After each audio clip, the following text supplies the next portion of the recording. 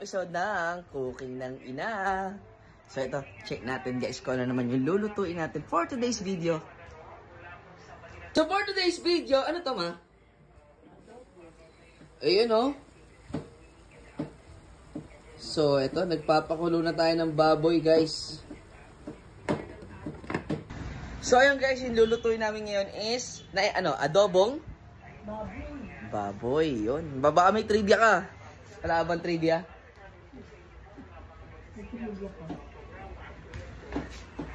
Ayun, so ayun, antayin na natin masalang mamaya. Pakikita ko sa inyo, okay? So, eto na guys, ayan na oh. Ayan, antayin natin manuyot tong baboy. Fried na siyang bango. Tapos ito, isasalang na to.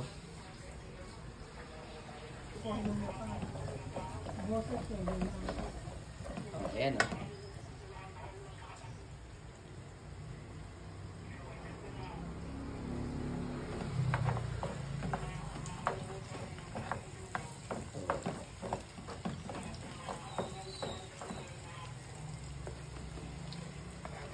Yun. Adobo.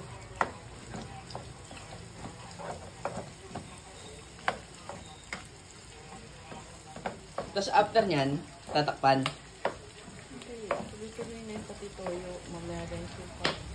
Wala nang butin pa yan.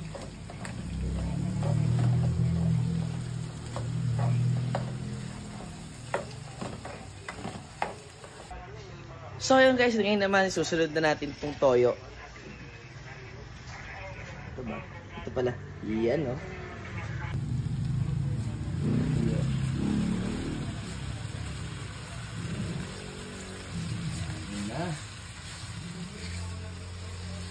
Itsura oh.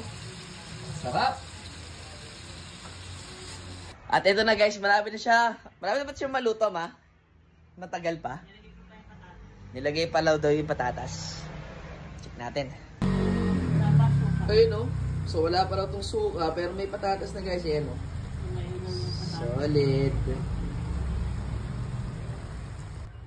Ayan oh. Dadagdag daw to. Yan. So yan, tayin lang natin. Ano yun? Tatanggalan ng sabaw? Di daw. Sige nga, subukan mo. Tayin lang natin guys maluto. Sarap. Let's eat. So ayun guys, ito nagsalang na. Patapos na to. Tingnan nyo. Ooh. Pwede na itong patayin? Oo. Ayun. So ito guys, papatayin na natin.